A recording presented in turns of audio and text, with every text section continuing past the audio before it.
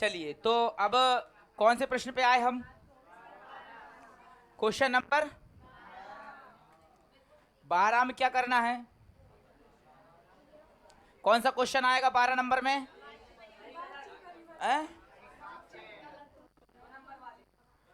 कह कम प्रति कथयति, किसने किससे कहा, ये आपका आएगा। तो यहां भी ये मान लीजिए कि सिलेक्टेड हैं, जो बातें हुई हैं वो मुख्य मुख्य हैं। जैसे कि आपका एक पाठ है जिसमें सुरभि वाला पाठ कौन सा है? जननी तुल्य वत्सला। तो जननी तुल्य वत्सला में से 1 से 2 पूछे जाने हैं, उसमें से हैं, उसमें प्रश्न निर्माण मतलब ये है कहा कम प्रतिगति, बहुत कम पाठों में है। यहाँ पर दूसरा पाठ कौन सा है? इसके बाद हाँ, आपका तीसरा पाठ है शिशु लालनम। तो शिशु लालनम में से पूछा जाएगा, है ना? शिशु लालनम में से निश्चित आएगा एक, और एक आपका बुद्धर मतलब कौन सा, जननी तुल्य वत्सला, उसमें से एक निश्चित आएगा। आने कितने हैं? 3 आएंगे, करने कितने हैं?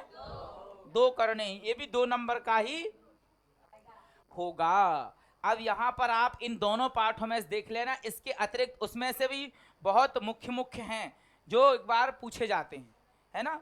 उनमें से आप देख लेना कि कौन सा मतलब है, एक बार उनका भी कलेक्शन आपको देंगे जो आपको महत्वपूर्ण है, जो सरल हैं, पूछने वाला भी प्रयास करता है कि बहुत क्लिष्ट कठिन आपसे ना पूछे, है ना? प्रश्न निर्माण में बहुत ध्यान रखा जाता है कि बच्चों के लिए जितना सरल से सरल बनाया जा सके उतना बनाएं, बहुत कठिन तो नहीं बनाते।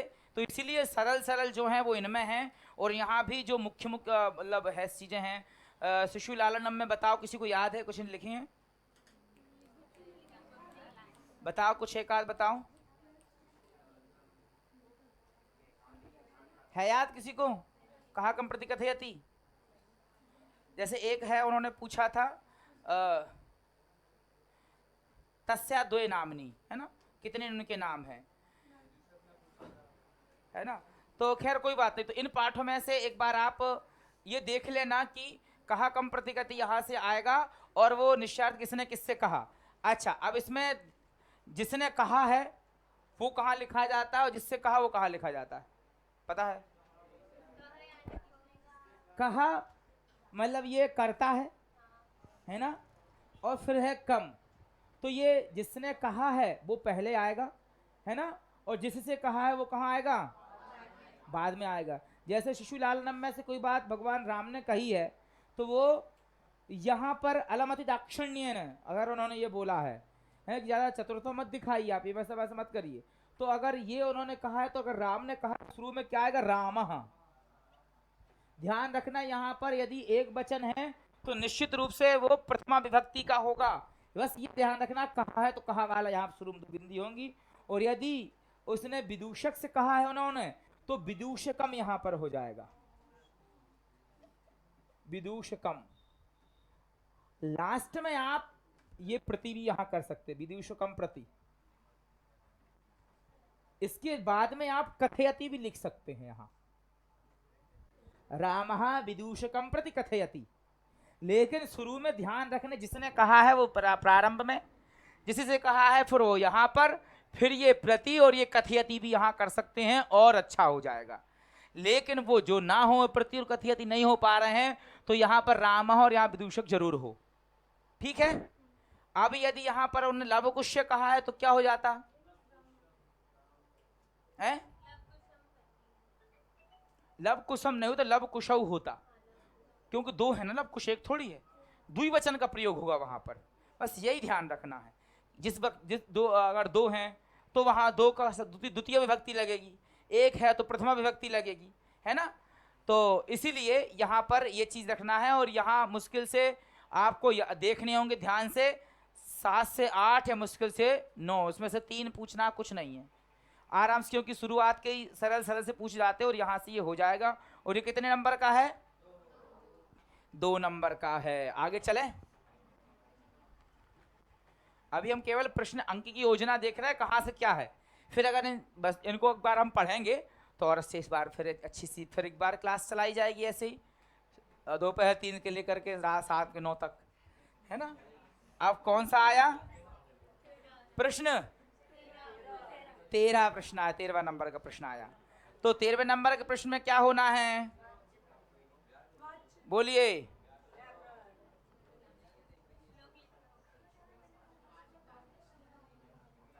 स्वापाठ्य पुस्तकात्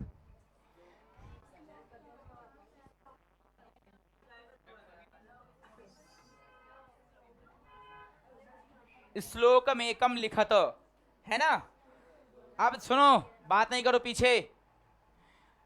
क्या है कि आपकी उसमें लिखा रहता है स्पष्ट रूप से कि प्रश्न पत्रे समागतान श्लोकान विहाय, प्रश्न पत्र में जो श्लोक है उनको छोड़ करके पहली बात इस होती है स्वापाठ्य पुस्तकस्य कितने श्लोक लिखने होते हैं अब? एक, दो नहीं, है ना। श्लोकम एकम लिखत, अभी पिछले वर्ष से परिवर्तन हो गया, पहले 2 लिखने होते थे और 4 नंबर के होते थे, अब 1 लिखना होता है और 2 नंबर का आएगा ये। अब आपको ध्यान देना है यह है कि आपके कई बार क्या करते हैं कि देख लिए कि पद्यांश में से आना है तो पद्यांश में से एक श्लोक यहां मार दिया, आया तो है इसी में तो लिखा है और लिख दिया वही। अच्छा, कोई कोई ये भी करते हैं कि उनको ज्यादा याद नहीं है तो कर्पूर गौरम तो बहुत होता है नवरात्रि में, तो कर्पूर गौरम कर दिए, तो वे माता चपिता कर दिए, गुरुर ब्रह्मा गुरु विष्णु कर दिए, कहीं कहीं कुछ तो याद है नवी वाला ही लिख दिए, नवी में कर लिया था मजबूरी में, 8वीं वाला लिख दिए, गलत। उसने यही भी कहा है कि स्वापाठ्य पुस्तकात, अपनी पाठ्य पुस्तक से, उस पर कोई नंबर नहीं मिलने आपको, चाहे आप गुरु ब्रह्मा कर लीजिए चाहे गुरु विष्णु कर लीजिए, माता पिता का गान कर लीजिए चाहे जो कर लीजिए, कर्पूर गौरम आरती उतार लीजिए वहाँ, है ना, वहाँ सब गलत है। वहाँ आपको श्लोक याद करने हैं। तो श्लोक किसी को याद है? किसी हाथ उठाओ जिसको श्लोक याद है, जल्दी से।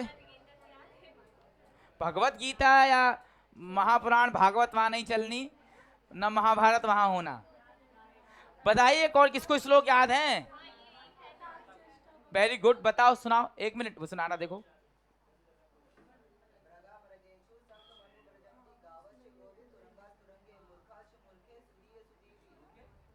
हाँ, और सुधया सुधी भी,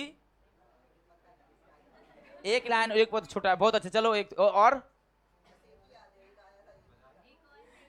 बैठ जाओ बैठ जाओ, चलो ठीक है, लेकिन एक से काम नहीं होना, कितना श्लोक याद करना है? गलत, मिनिमम 4। सुनो सुनो सुनो ध्यान से सुनो, 1 मिनट। क्या है, 2 श्लोक तो आपसे पूछे जाने हैं, किसमें? पद्यांश में। 2 श्लोक पूछे जाने पद्यांश में, 1 श्लोक आपको वहां लिखना होगा, 3।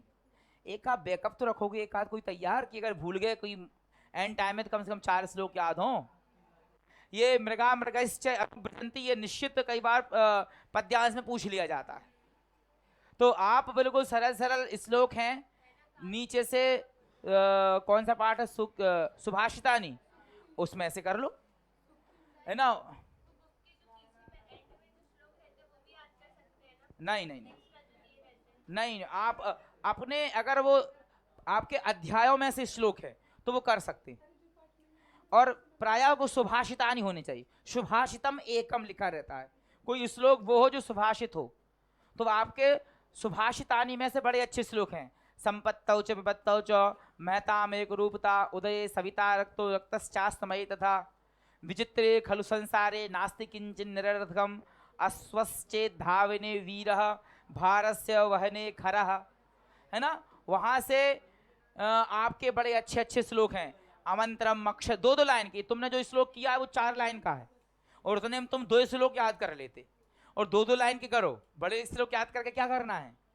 गलती से तो नहीं हो गया था इस की रात, गलती से हो गया था ना, कोई बात नहीं, तो जान जान के करो। अमंत्रम अक्षरम नास्ति नास्ति मूल मनौषधम अयोग्य पुरुषा नास्ति योजकस्तत्र दुर्लभ, वो श्लोक याद कर लो, 4 श्लोक बताओ।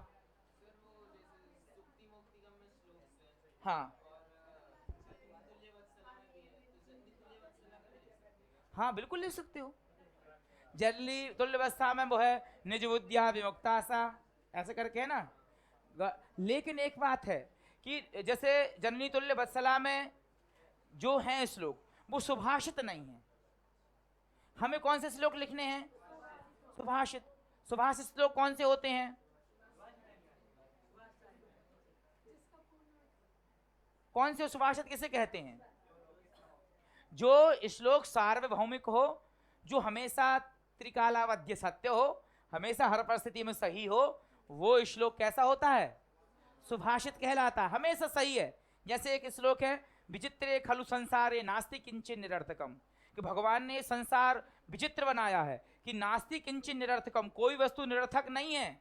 अश्वश्चेत धावने वीर, अश्व यदि घोड़ा यदि दौड़ने में वीर है तो गधा वजन ढोने में वीर है।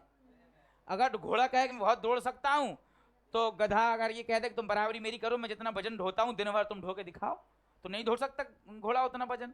तो अपनी अपनी जगह पे वो दौड़ने में वीर है तो वजन ढोने में वीर है ना। तो कोई भी वस्तु ईश्वर की बनाई हुई निरर्थक नहीं है, सभी सार्थक है। नास्ति किंचित निरर्थकम। बंद घड़ी भी 24 घंटे में 2 बार सही समय बताती है ना। एक छोटी सी कहानी सुनो। एक बार क्या हुआ, एक नए जमाने का ऐसी लड़का था, हर चीज में भगवान के गुण, भगवान ने गलत कर दिया, बताओ ये कैसे कर दिए। आंख थोड़ा नीचे लगा देते, नाक यहाँ बगल में लगा देते, मुंह यहाँ साइड में कर देते, हर भगवान की एक एक चीज पे जो है उसने प्रश्न उठाना शुरू कर दिया। अब उसने देखा कि कद्दू की जो है ऐसे लता फैली हुई थी। उसने कहा कि बताओ, पतली सी लता है, इतना बड़ा बड़ा कद्दू लगा हुआ है, क्या गलत भगवान काम करते हैं? अरे बेचारी छोटी पतली सी लता थी, छोटे छोटे फल लग जाते। माने ब्रह्मा जी ने कुछ भी किया हुआ, सृष्टि ऐसी बनाई है। फिर घूमते घामते गया तो एक वृक्ष के नीचे सो गया। अब सोया तो ऐसा सोया हुआ था आराम से, तो उसकी नजर गई वृक्ष के ऊपर कि उसमें आम के वृक्ष में फल लगे थे। कहा बताओ, हर काम उल्टा, ये इतना बड़ा विशाल वृक्ष है और छोटे छोटे से फल लगे हैं, और बेचारी इतनी पतली सी जो है लता थी, इतना बड़ा कद्दू लगा है।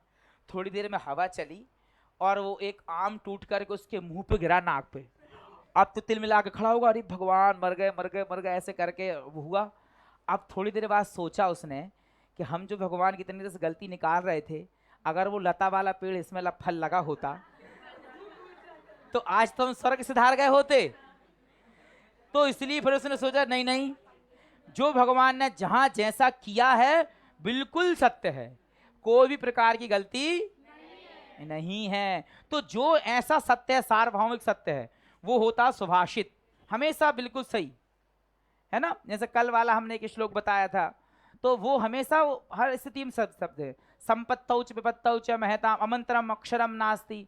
भी प्रत्येक श्लोक सुभाषितानी के उसमें लिखा हुआ सुरम डायरेक्शन दिया है कि विविध ग्रंथान संकलितोस्ति, बहुत सारे ग्रंथों से लिए गए, कोई एक ग्रंथ से नहीं। आपको तो पका पकाया माल एकदम मिल रहा है, उसमें लिखा हुआ है। और वो श्लोक बड़े अद्भुत, जीवन पर्यंत काम देने वाले हैं। तो चलिए खैर ठीक है, अब आगे चलते हैं। 9th क्लास का श्लोक है, प्रिय वाक्य प्रदानेन सर्वे तुष्यन्ति जंतवः तस्मात् तदेव वक्तव्यम। बचने का कि प्रिय वाक्य बोलने से सभी प्रसन्न होते हैं। जंतवः सभी जीव जंतु, कुत्ता हो, बिल्ली हो, गाय हो, बकरी, कोई भी जीव जंतु हो। तो तस्मात् तदेव वक्तव्यम, फिर हमेशा बचने का दरिद्रता, बोलने में काय की दरिद्रता, इसी मुंह से बेकार बोलना है। इसी से अगर हम प्रेम की भाषा बोल लेंगे, अच्छा बोल लेंगे, तो क्या जाएगा है?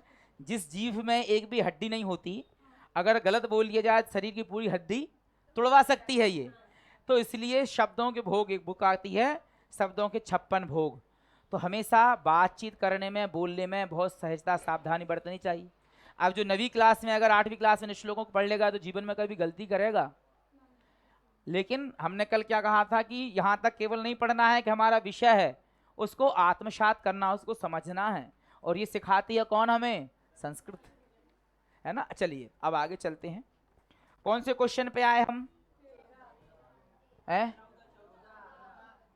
13 तो हो गया ना, प्रश्न निर्माणम नहीं, श्लोक कंठस्थीकरणम।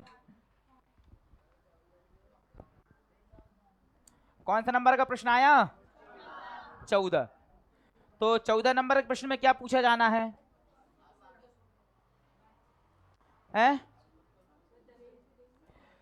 अशुद्ध कारका नाम संशोधनम।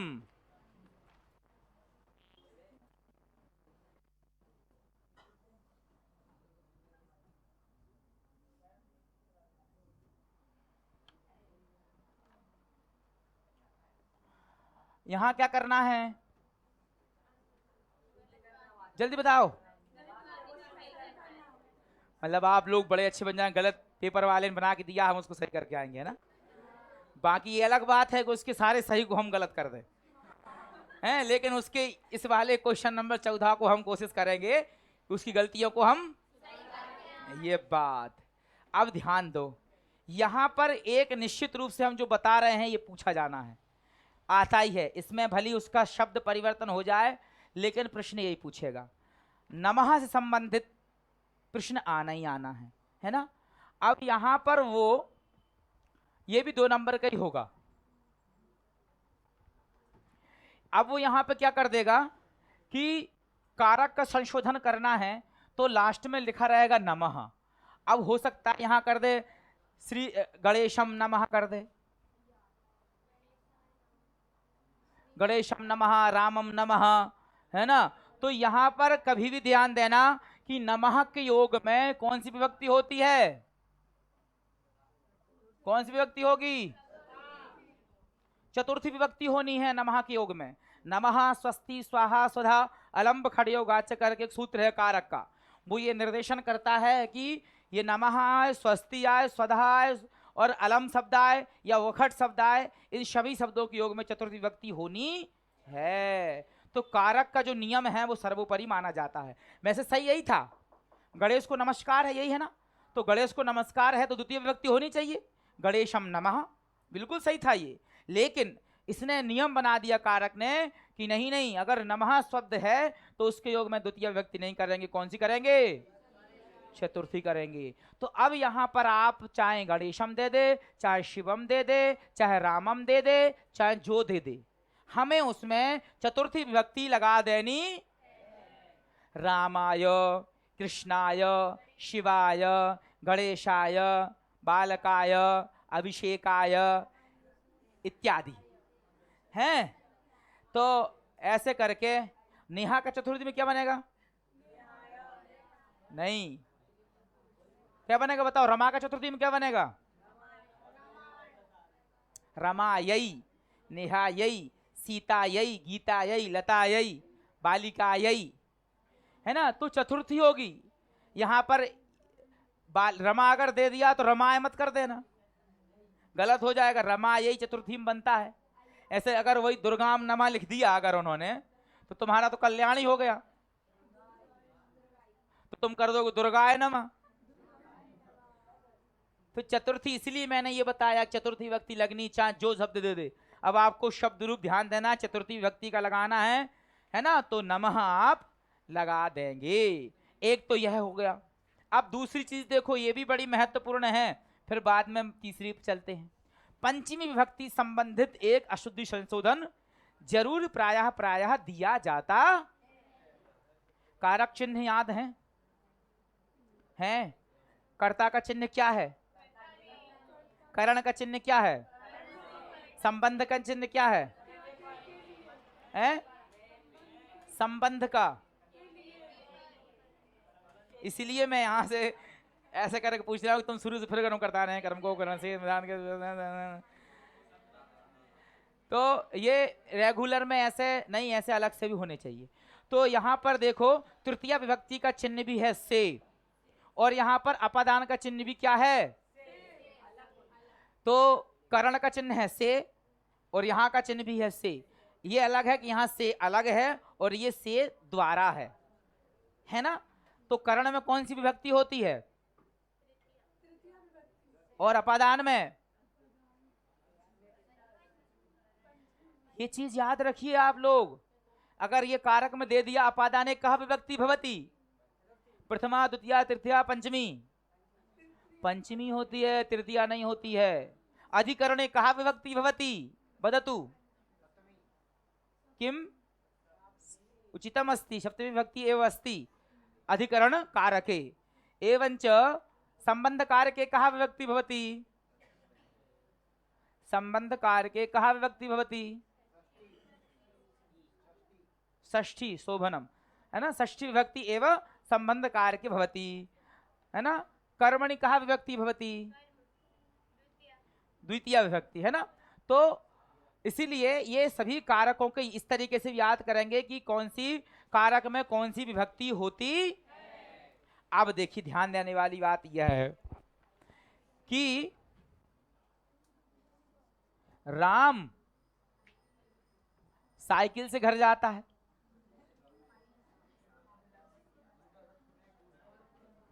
और यहां श्याम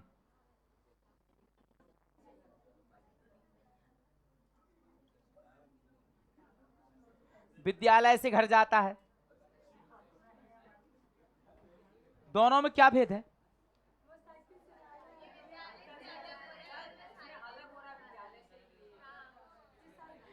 सुनो, ए पीछे तुम लोग बात अगर करोगे तो हम क्लास से बाहर कर देंगे। अभी ये लड़कियां जो बैठी हैं उस रो से लेके आगे वाले रो में तुम लड़के, अगर बात करना हो तो बाहर चल जाओ भी। और तुम लड़कियों से मैं बोल रहा हूं, क्लास में अगर आप बात करोगे तो या तो आप बाहर जाओगे या मैं बाहर जाऊंगा,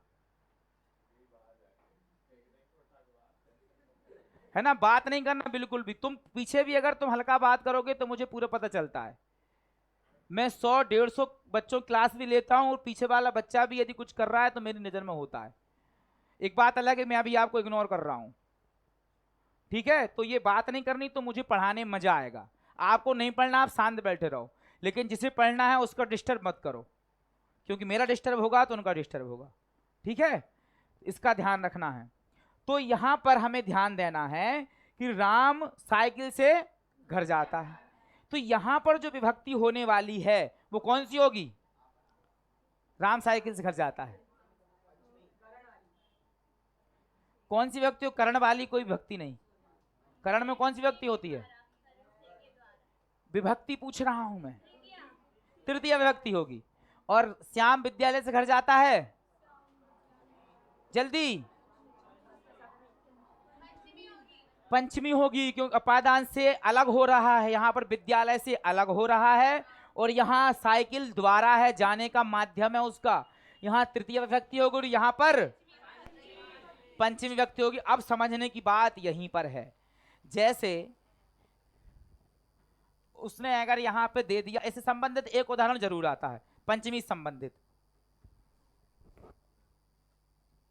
ऐसे गंगा हिमालयेन प्रवहति, गंगा हिमालय से निकलती है, सही है? कुछ ऐसे से कर दे रहे, कुछ ऐसे से कर दे रहे हैं। हाँ नेहा बताओ। हैं? अभिषेक ने तो मना कर दिया, गलत है सर ये। देखो ध्यान से समझो, जहां से अलग हो रही है, जहां से, ध्यान देना, उस शब्द में पंचमी विभक्ति हो जानी चाहिए, नहीं है, होनी है। चाहिए तो हो गया इच्छा पर, उसमें पंचमी विभक्ति होनी ही है, ठीक है। तो यहां पर अलग हो रहा है, हिमालय ने अगर उसने ये शब्द दे दिया तो आप यहां पर क्या करेंगे? हाँ, हिमालय में भी तृतीय विभक्ति है, इसको हटा करके क्या लगा देंगे? पंचमी विभक्ति। क्या हो जाएगा पंचमी विभक्ति में? क्या हो जाएगा? हिमालयात। वेरी गुड, हिमालयात, गंगा हिमालयात प्रवहति, ठीक है। ऐसे ही आपको पूछा जाना का, ऐसे पूछा दिया, वृक्षेण पत्रम पतति, वृक्ष से पत्ते गिरते हैं, हैं? क्यों? वृक्ष से पत्ते, तो जिससे अलग हो रहे हैं, वृक्ष से हो रहे हैं, तो जहां से हो रहे हैं उसमें पंचमी लगेगी। ध्यान रखना इस बात को, यहां वृक्ष से पत्ते अलग हो रहे हैं, वृक्ष में पंचमी हो जाएगी। गंगा हिमालय से निकल रही, हिमालय में पंचमी हो गई, यहां भी हो जाएगा क्या? वृक्षात पर्णम, अच्छा, अगर यहीं पर ऐसा हो जाए, वृक्षात पत्राणि पतति, कौन बोला? अभी कोई बोला था, सही बोला था, बताओ। Very good. यहां पर फिर बहुवचन की क्या लगेगी? क्रिया लगेगी, पतंती हो जाएगा। समझ में आया? तो दो चीजें समझ में आई हमें, एक कारक से अभी हम कारक से समझ रहे हैं, ध्यान देना। फिर और अन्य चीजों से हम देखेंगे कि कहा जाएगा। वचन में कई बार में और क्रिया में भेद हो जाता है। कर्ता हो गया, उन्होंने दे दिया एक वचन का और क्रिया दे दी बहुवचन की, या कर्ता दे दिया बहुवचन का, क्रिया दे दी एक वचन की। तो क्रिया और यहाँ पर वचन, इन दोनों का हमें संबंध देखना है कि दोनों ही एक उसके हैं कि नहीं, एक वचन के हैं कि नहीं। ठीक है, तो पहले हम कारक पे आते हैं, कारक से संबंध करके देखते हैं।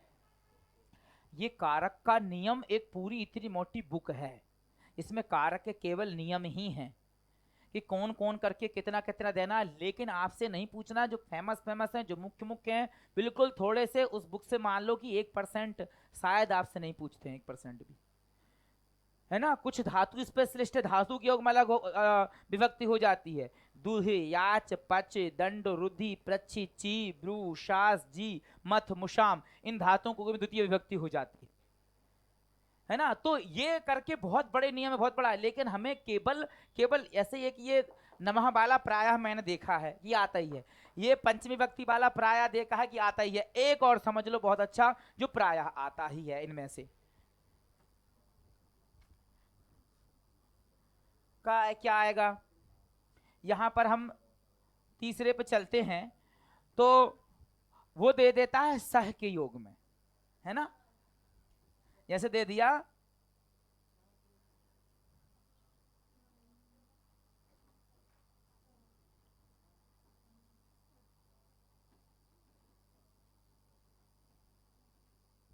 रामम सह सीता वनम गच्छति। बताओ आप, ये फेमस बिल्कुल हैं, ये दो तीन ही हैं जो आपसे पूछने हैं। हाँ, बस इसको अब देखो ध्यान से, ये रामम सह। अब ये ध्यान रखना, कभी भी ध्यान रख लो, इसको भी एकदम बिठा लो कि जैसे नमः के योग में होती चतुर्थ विभक्ति, सह के योग में होती है तृतीया व्यक्ति, रामेण में हो जाएगी तृतीय, राम में हो जाएगी तृतीया, रामेण सह। जिसके साथ में जा रहे हैं उसमें तृतीया विभक्ति हो जानी है, रामेण सह सीता वनम गच्छति। अब कर दीजिए इसको पूरा।